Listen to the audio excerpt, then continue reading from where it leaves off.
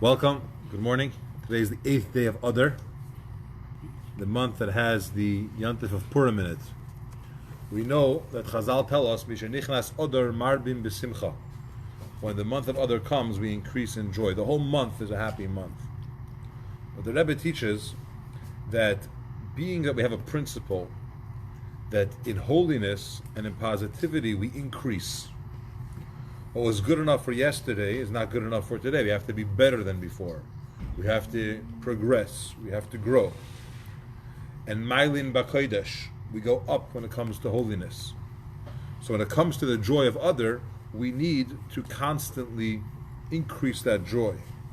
So as the month of Adar progresses, and we come to the next day and the next day, we have to get happier and happier. You have to? Yes.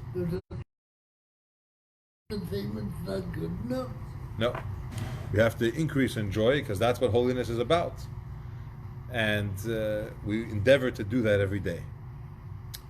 I want to share today a talk from the Rebbe on the concept of Purim and some of the questions regards to Purim. We have a verse that we say in Havdalah every week, and it comes from the Megillah, and it's really the high point after the whole story of Purim and the decree against the Jews and the year of being scared and attempting all different things to try to change and so on. Finally, we have the salvation, the miraculous transformation, and everything becomes safe, and the Jews are in a good place, and Mordechai is on the top, and Haman is hung, and everything is great. Now, the Megillah tells us, for the Jewish people, it was light, joy, happiness, joyfulness, and glory. Came to your honor. And Kain Tielanu, so it should be for us. Now, that part we don't say in the Megillah, but nonetheless, we say it every Motzei Shabbos. As we make the Havdalah, we turn to Hashem and we ask that it should be light, bright, and so on and so forth. Now the Gemara in Masechta Megillah, Daf Tes Zayin Amud Beis, shares that what does it mean? What's this pasuk alluding to? What's these terminologies? Light and gladness and happiness and rejoicing. What is it all about? The Gemara says Eira represents Torah. The light is the teaching of the Torah. Simcha, joy, Zuyantif, that's holiday. The ability to celebrate holidays. Sasain, which is joyous or a little bit stronger than happiness. Celebration represents Mila, a bris. And Vikar, glory, honor, that is Tefillin. So we have Torah, Yom Tif, bris, and Tefillin. These four things is the expression of it's been a great miracle, and we have these four things together. Now, these four things are something which Haman really wanted that the Jewish people should not fulfill. Now, we know, generally speaking, the difference between Chanukah and Purim is that Chanukah was a decree to try to assimilate the Jewish people. They tried to get us spiritually. Physically, they weren't out to kill us. Purim, on the contrary, was a yontif where they were not trying to assimilate us. They couldn't care if we were observant or non-observant. It didn't matter. Haman wanted Jews dead. It's a physical type of holiday. And that's why the difference in the celebration. That Chanukah we celebrate in a spiritual way. We light candles. We say Hallel. Right? What's the idea? We are doing spiritual things to celebrate a spiritual miracle. Of course, we also have to have a meal, and we have latkes, and we have donuts, and there are other components. But a candle, a fire, that's the biggest expression, physically, of something spiritual. It says, Ner mitzvah v'teira and in addition to that, the neshama is compared to a candle, to a flame. So, celebrating the neshama and celebrating the spiritual triumph during the times of Hanukkah is done through lighting candles, and every night we increase. Purim, how do we celebrate? Through a meal, through giving gifts of food, through giving monetary gifts to those that need.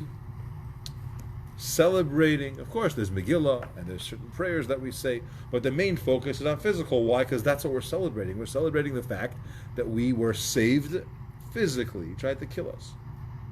Nonetheless, there were certain things that Haman was trying to stop us from. He told Achashverosh that we have these holidays, we have this Shabbos thing. Okay. Haman decreed against the Jews, you can't fulfill your special stuff.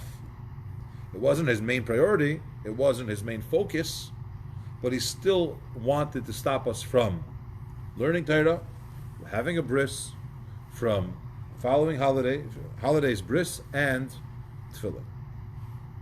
So we don't focus on that. It wasn't the main problem. It wasn't the issue of the time, but it was still there.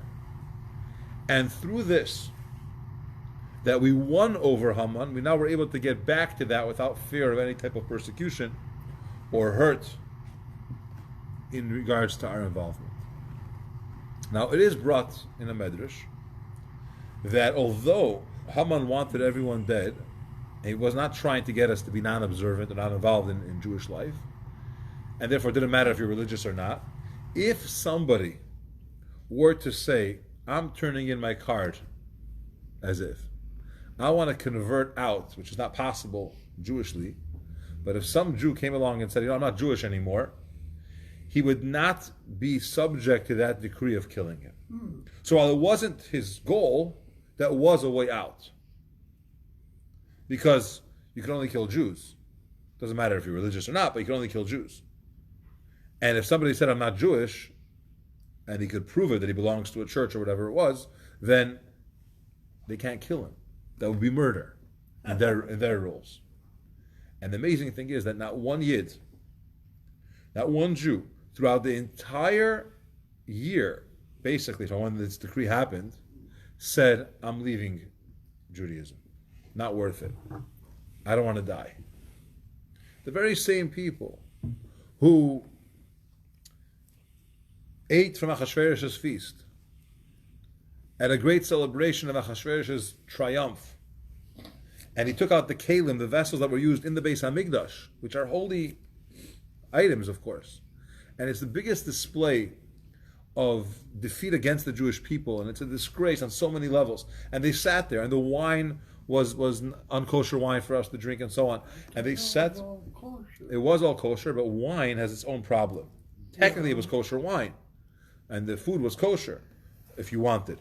But the wine itself, being that Achashverosh handled it, and his people handled it, was not kosher. But on many levels, it was a problem. These very same Jews who were at Achashverosh's party because they wanted to fit in with the elite, which is an old Jewish problem, and they wanted to, be tied in politically and so on and so forth.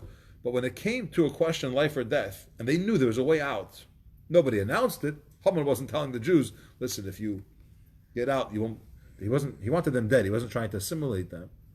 But no Yid said, "I'm not Jewish anymore." It's just a tremendous, tremendous expression of who we really are at the core. Sometimes we don't do certain things, we don't behave in a certain way necessarily. But when push comes to shove, if you really get to my identity, I'm Jewish. And you see it on so many levels. When things are really important, everything's important, but when certain people have lines they won't cross. And it sounds to be contradictory to other parts of their life. To give an example, a fellow comes home from hanging out with his friends one Friday night, Jewish guy, and he went to some restaurant with his friends, not exactly Shabbos observant person, and he comes home and he tells his wife, that's it, I'm not going out with these guys anymore, I want nothing to do with this group of friends. She's like, what happened? Oh, they're racist, they said a Jew joke. Really, what did they say? Oh, something about Jews being cheap. That's it, I'm not going out with them anymore. She's like, I don't get it. Why not? Well, I'm Jewish, and I will not have this. I don't understand. It's Shabbos. You had no problem driving. You had no problem going out to a restaurant. You had no problem probably eating non-kosher. But that joke bothered you? And he says, no. I'm Jewish. I'm not going to let people make fun of who I am. It touched the core and identity. And that's maybe a low example. But you find throughout our history that when Jewish people were challenged by penalty of death, denounce your Judaism, somehow most Jews said, no, I'm not giving this up. But you're not acting on it. You're not behaving that way. So giving up what? Doesn't matter. It's who I am. And it's true.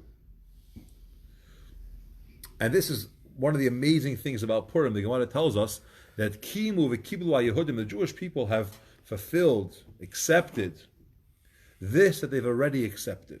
What kind of cryptic term is that? And the Gemara explains that we have manifested receiving of the Torah during the time of Purim. We got the Torah so many years before that at Sinai. What's Purim got to do with it? And the answer is that when we went out of Mitzrayim, we were, I'll give you two versions, and they're both correct. We were swept away. Hashem came, took the slave out of Egypt, saved us, gave us food, split the sea, killed the Egyptians, and says, I have a Torah for you. We're like, yes, whatever you say, we're taking it. We're not even asking questions. In a sense, we were blinded into it. Not tricked, but we didn't even have a chance to think about it. What's the alternative? Egypt? In addition, the Medrash tells us that Kofa Aleim Har Kegigis, Hashem lifted a mountain over their heads, and He said, if you're going to accept this Torah, great. If not, this is your grave. And they said, yes, we accept, we accept. So, in a sense, either or both, we were swept out of the love of Hashem and blinded by this light in a good way. It wasn't manipulation or anything like that, but He got us. So, of course, we're going to accept the Torah. Who wouldn't? And according to the explanation that we were forced, or else we would have died, we took it.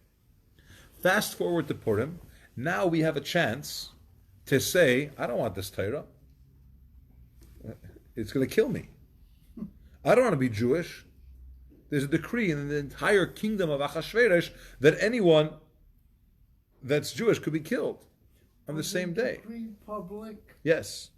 The Megillah tells us how Achashverosh sent messengers all over, and they were, royal messengers carrying this edict from the king.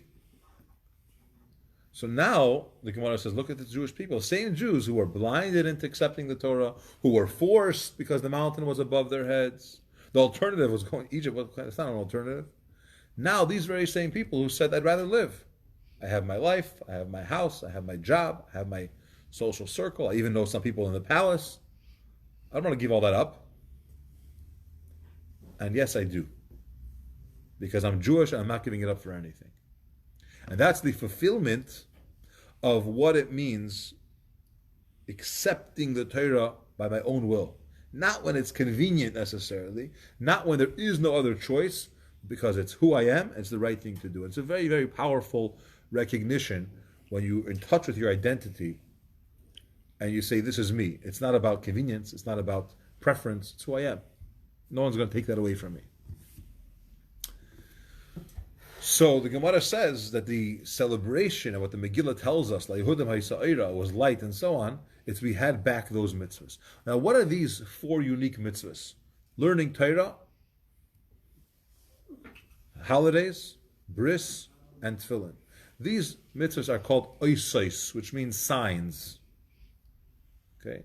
They are indicators. They're like flags that they identify us from among the idol worshippers, from among other nations of the world. We have tefillin, it's like our uniform. We have a bris, it's unique to us, and so on. We have holidays, we're celebrating the fact that we're Jewish, that Hashem took us out of Egypt, various different things that happen throughout the year. These are signs of who we are and who we belong to. But the question is, if you want to have a sign that makes you unique, you got to find something unique. Every nation has holidays. Not even religious nations have holidays. You're celebrating something. Okay, so you have this holiday, they have that holiday. You're not all that different, right? They're celebrating something on this date, and you're celebrating something on the other date. And sometimes it even coincide. Well, it's not so different. Bris. You want to bring out that the Jewish people are unique, so we have a bris. People get a bris. Didn't you? Many non-Jews get it. Even for medical reasons, they get a bris. It's not the best sign if you want to identify us or make us unique or bring out something that's different, right? Why do that? Tefillin. Okay, so you have boxes on your head. Many nations have other types of symbols that they wear around their neck. They have other things that they do. They do have symbols, so you have a different symbol. The question here is, oisais, signs, there's a much more powerful way to bring out who we are. Not just another indicator, another uniform, or another something. And the Rabbi talks about this, and he explains that when do you need a sign? You need a sign when something is similar to the other. When it's not similar, you don't need a sign. For example, our neshama, our soul, and the soul of an idol worshiper is not different. Is totally different from each other. It's not comparable. I don't need a sign to say this is good and this is not good in anything in life. It's obvious, right? When they're similar, when they're the same, then you got to put up a sign and say, you should know that this is different. Mm-hmm. Get it? So, where do you need a sign? You need a sign in bodily things. You need a sign in stuff that are, they seemingly are the same. And then we have to differentiate and say, we are different. So, where do we want to make the sign that's unique to Jewish people? That's in the bodies. Celebrating a holiday, wearing tefillin, having a bris, learning Torah and understanding it, because we want to do signs in the area that's similar to others. Not in the area that's completely different. That doesn't need a sign. Right? What do we mean? What is the difference between a Jewish body and a non-Jewish body? So Torah wants, the Eibishter expects, that we should have a holy body. That our guf should be holy. It's exactly the same as the other bodies. It looks the same, and it is the same, and it functions the same, but you're holy. Because you're doing holy things. And you're dedicating your life for a holy purpose. And it expresses itself in every step of your life. In what you eat, when you eat, what you say before you eat, how you eat, why you eat. Everything has some kind of holiness attached to it. Right? It has to be kosher. It needs a bracha. You can't mix it with milk and milk and meat together. You have to eat for the sake of to have energy to serve Hashem, and not just to be glutinous and so on. And so on and so forth. Gluttonous. Thank you. Very important. The gluten-free, gluttonous. Yeah. I get it. Thanks for the correction. And the same thing is where you work, right? You have certain restrictions, how you are allowed to work as a Jew. And when you could work, Shabbos and so on, and when you have to end on Friday, and certain ways of conducting business, you can't take interest and so on. There's many, many different things that we are required to do. And what ends up happening is the body, the physical side of life becomes holy, becomes different. So the signs of Jewishness, the mitzvahs that are called oisais, certain holidays, tefillin, bris, and so on, these are here to bring out the difference between the guf of a yid and the guf of an non-yid. Now, I'll go a little bit deeper here. When the pasuk says "La Yehuda Ma'isa Oira," light, that's a feminine term for light. Masculine term for light is oir. Oir. When Torah says oira, it's a feminine expression of light. In Hebrew, you have the masculine and the feminine in nouns. But very few words that have both the masculine and the feminine. Fair enough. But we don't usually use the word oira, but in this case it says oira. And the question is, why does the Gemara, when the Gemara says oira zu Torah, oir is light, why are we referring to light as female? Why are we referring to Torah as female? And the answer is there are two parts to Torah. There's the written part of Torah, Torah shebichsav, 5 books of Moses, Chumash, Tanakh, prophet scriptures. This is the written part of Torah. It's masculine. Then there's a second part of Torah, which is Torah shebal peh, the oral Torah. This is the Torah which is known as Mishnah, as Gemara, as Halacha, and so on. This is a section of Torah which is known as female. Why? Because it receives from Torah shebichsav. It receives, which is the idea of a female, it receives from the written Torah. What's the concept here? The idea is that the first part of Torah, the written Torah, is holy as is, and it's not limited to intellectual understanding. You could get up to the Torah, make a blessing, fulfill the mitzvah of learning without understanding a word you're saying, as long as you said the words that says in the Torah. Okay? It's Chumash, you're saying the words, you fulfill the mitzvah of Torah. You don't understand it, learning is understanding, but these words have a certain spirituality to them, they're giving, they're masculine, and that's what it represents. Torah Shebal Peh, the oral Torah, is something which you have to understand it. The whole makeup of Torah Shebal Peh is that you have a concept, you have a teaching, you're trying to apply it. You then compare, using certain principles, of how we derive laws or understandings or gzeira shaves, common denominators, and so on. You come to some conclusion. It gets tested, argued. That's Torah Shebal Peh. That's already on the receiving end.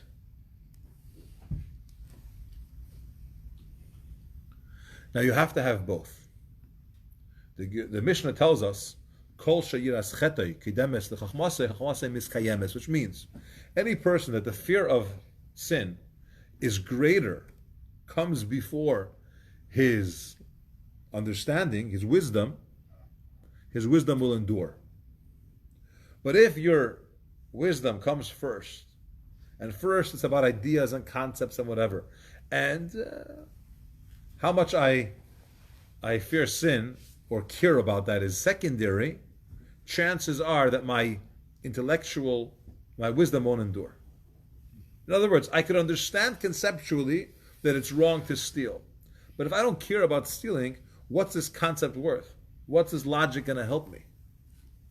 Right? You can't be stuck in logic and expect that to dictate your values. Because if you don't care, if you don't have those values and you don't care about it, then the concept remains a concept. There's the famous story about Aristotle who was giving a lecture for several hours at a university, and he's talking about ethics and morality and behavior. And a couple hours later, one of his students went to his house, and he caught him, let's just say, acting immoral. And he said, Aristotle, this is, you just explained to us how it's wrong, da-da-da. He said, that was Aristotle, this is a private citizen. Mm-hmm. In other words, he differentiated, as the story goes, between concept, wisdom, ideas, and practice. Do as I say, not as I do. Very good. You remind me of the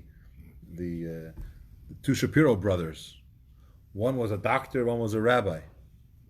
And the numbers got mixed up, and someone calls up the rabbi and says, can you help me with my ailment? Yeah, she has a pain in her leg, and can you please help me? And he says, what do you mean? Well, aren't you a doctor? He says, no. My brother practices, I preach. We have to have Torah Shebichsav and Torah Shebal Peh. You have to have both. You have to have the written, which is the compared to fear of sin. This is what it is. That's how we have to accept. That's what we do, regardless of the understanding. And then you go to Torah Shebal Peh. Oira, the feminine, the receiving, the understanding, the putting it together. The classic example that's given of this male and female is several, but he goes to the field and gets the wheat, which he cultivated, harvested, and so on. And she takes that wheat and grinds it and develops it into bread. And then he could sustain. And the same thing is regarding having children and so on. There's a process of a giving and a receiving, and the receiving is the developing. Excuse me. So what is the sign that differentiates us, the Jewish people, from other nations of the world? It's Torah. How's Torah differentiating? Which Torah is it? It's Oira, it's the feminine, the female, which is Torah Shabal Peh. It's a Torah which requires logic, understanding, applying, connecting, but it comes after we have the Torah Shebechsav. And now when it gets into our bodies, when it gets into our physical side, it turns into something holy, it turns into something which is fear of sin, and so on. And the same thing applies to the other mitzvahs that we do. A bris, we do it because Hashem said so. We have a difference in our bodies, and we do it when the child's 8 days old. You don't understand why you're doing it. It's a deep bond, physical, which surpasses all ideas, concepts, understandings, and so on. So you see this blend. On the one hand, we say you got to understand, you got to apply, but there's a necessary component that must take place before that. And that's that fear of sin, or call it that value, that principle, that core morality, but not in the literal sense, but in Torah sense, where this is the way it's supposed to be. Then you could go and understand, apply, and so on. But that's iron, stone. That will not change. Let's have that celebration of Purim as we prepare and as we get happier each day. Let's bring in all these principles that we should have a holy physicality in our body, in our understanding, and so on. Questions? Yeah, I thought from I'm going to repeat the questions for those that are watching. I thought we learned in the Chassidus that spirit, the divine source of the Jewish body was even higher than the source of the Jewish soul, and I thought that implied that there was an absolute way in which the Jewish body is different from the non-Jewish body. What you're saying is correct. It's not surprising. It's correct. According to a deep level of Chassidus, and as you mentioned, when you get to the source of it, there's a difference in the physical bodies as well. Yeah. But on the surface, there are two bodies that function exactly the same. They both need to sleep, they both need to eat, they come from the same place, and so on. And that's where we require a differentiation. This is holy, and this is trying to be even more connected to God, and so on. That's where we have to bring that out. Have a wonderful day. Thanks for watching. Share, like, subscribe.